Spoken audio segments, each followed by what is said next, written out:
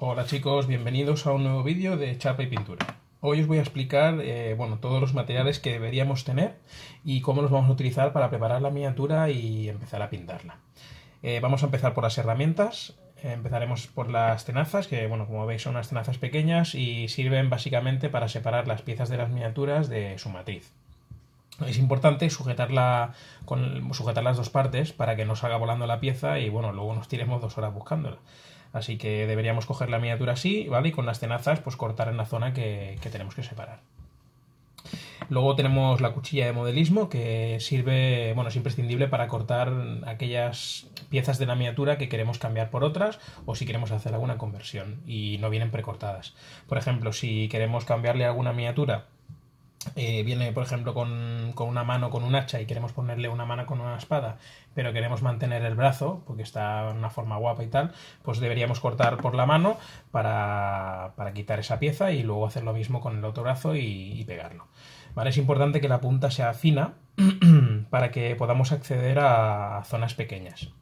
Y sobre todo hay que tener mucho cuidado a la hora de utilizarla. Es muy importante buscar el apoyo de la mesa y no trabajar con las dos manos justo delante de la cuchilla para evitar cortarnos. ¿Vale? Por último quería mencionar las limas. No tengo ahora mismo ninguna aquí porque la última que tuve ya estaba hecha polvo y la quería cambiar, pero no he comprado ninguna. Os dejaré una foto en el vídeo para que las veáis, pero os quería comentar que hay diferentes tipos, planas, redondas y triangulares, y es muy importante que sean todas de grano fino, ¿vale? Para poder llegar a todas las zonas y quitar todas esas imperfecciones como las rebabas, las líneas de molde, etcétera. Vale, ahora paso a comentaros el pegamento y el acerador de pegamento. Sirven básicamente para unir las piezas de las miniaturas que vamos a pegar. Yo suelo utilizar superglue e intento evitar el pegamento para plástico porque es más engorroso y al final no aguanta lo mismo. Para el pegamento lo recomendable es que tenga la punta fina. Este de aquí de Comlex, como veis, tiene la punta gruesa y no es el único que tengo ahora mismo, pero es mejor que tenga la punta fina, ¿vale? El de Army Painter, por ejemplo, tiene la punta fina y va mucho mejor. Yo recomiendo para Superglue el de Army Painter o el de Citadel, que van bastante bien. Y el activador de Superglue, para que se seque mucho más rápido, sobre todo si queremos pegar miniaturas de metal, recomiendo el de Comlex. Es muy bueno y dura bastante más que el de Army Painter. Luego vamos a pasar a los botes de agua y diréis, ¿y este loco por qué tiene 2 botes de agua? Pues os lo voy a explicar bien. Las pinturas básicamente se componen de dos... tienen 2 componentes. Lo que sería el pigmento, que es lo que le da el color, y el medium, que es lo que hace que se diluya el pigmento y tenga esa forma pastosa, ¿no? En cambio, las pinturas metálicas, aparte del pigmento y el medium, tienen lo que serían sería aluminio, ¿vale? Son unas virutas de aluminio, que es lo que le da ese color metalizado. Entonces, cuando nosotros mezclamos o limpiamos el pincel en el pote de pintura, en el pote de agua, perdón, se desprenden esas partículas de aluminio y quedan en el agua. Entonces, a la hora de volver a coger otra pintura y volver a mezclar a limpiar el pincel, esas partículas se adhieren al pincel y entonces, claro, a la hora de pintar, seguramente alguna vez os habrá pasado que os da la sensación de que os ha quedado la tinta como muy metalizada o una pintura muy metalizada, y es por eso, porque habéis utilizado el mismo vaso para las pinturas metálicas y no metálicas. Entonces yo siempre utilizo 2 vasos, uno para las pinturas metálicas, para que se queden allí, así no tengo que estar cambiando, y otro para las pinturas no metálicas. Es muy importante esto.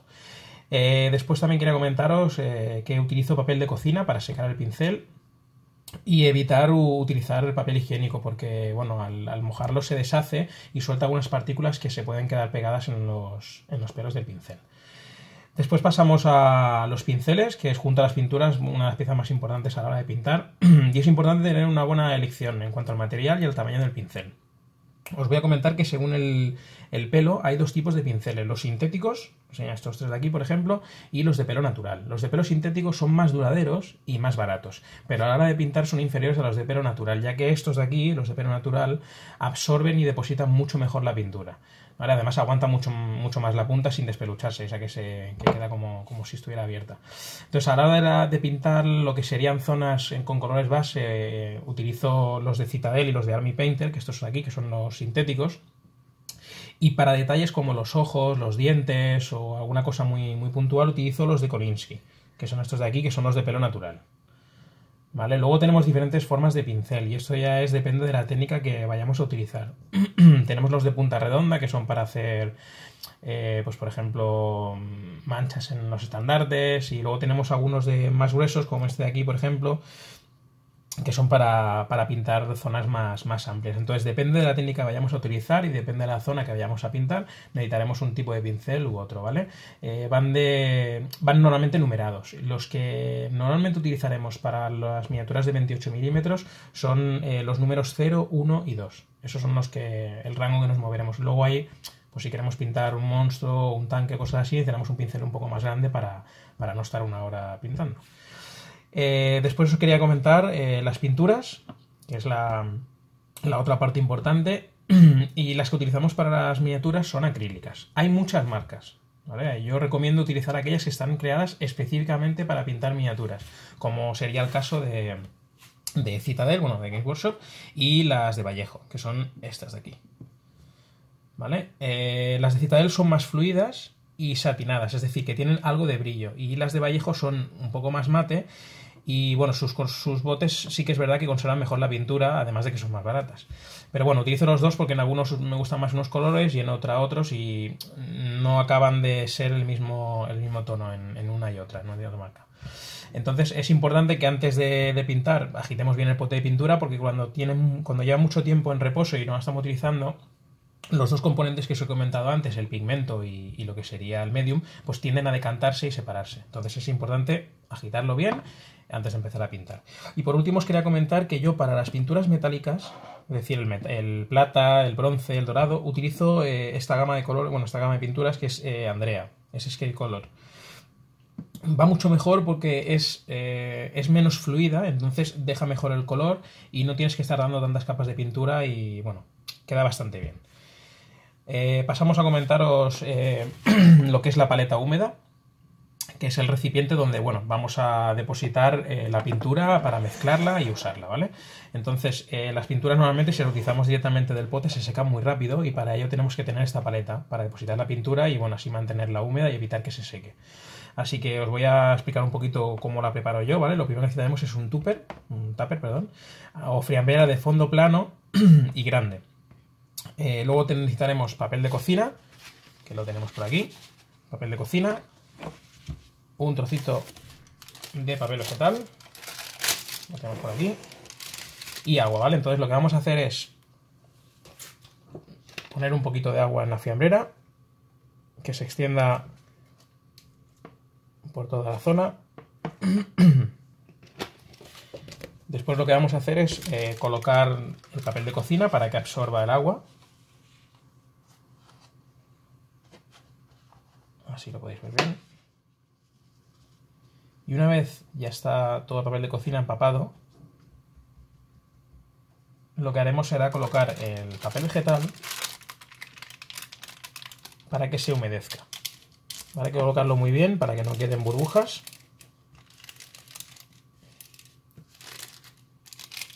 Y bueno, aquí estaría ya la paleta. Entonces yo lo que hago básicamente es, cuando ya la tengo preparada, la preparo la noche anterior y bueno, la meto en la nevera para que se enfríe un poquito y al final esté más húmeda. Al día siguiente, seguramente, cuando vayáis a pintar, pues lo que haremos será agitar la pintura antes de vertir aquí la pintura. Cogeremos un pincel de estos viejos o la punta de un pincel que no utilicemos, colocaremos aquí la pintura y bueno, al extenderla con el pincel ya veréis que la paleta está húmeda, que se extiende bien y que podréis pintar como si estuviera mojada, ¿no? Y nada, básicamente estos son los materiales que yo utilizo. Seguramente algunos utilizaréis unos más, otros menos, o algunas cosas no las conocíais.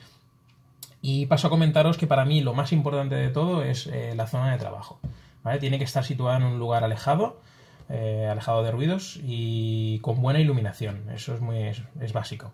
Deberíamos tener un fácil acceso a todos los materiales comentados y una superficie donde cortar piezas sin estropear los muebles.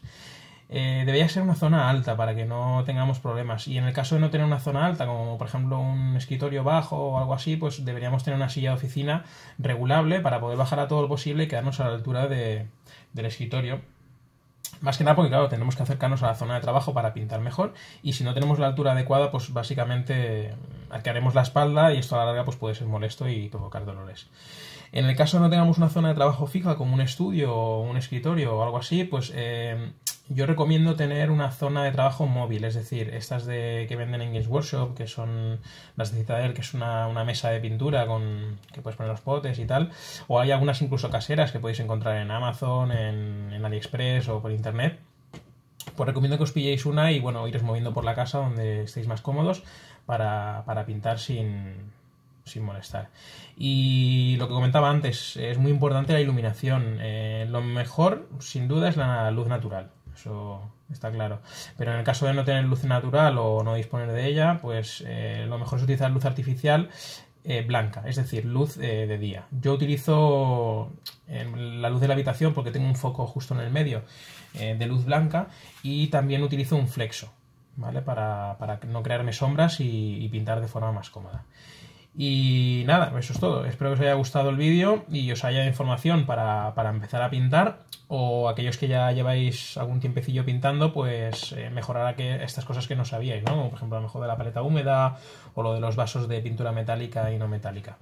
Nada, no os olvidéis de darle like al vídeo, suscribiros al canal y por último, lo que ya os dije en el vídeo anterior, recordad dejar comentarios acerca de qué os ha parecido el vídeo y también de si queréis que grabemos alguna técnica en concreto, y bueno, haremos todo lo posible por grabarlo, ¿vale? Un saludo y hasta la próxima.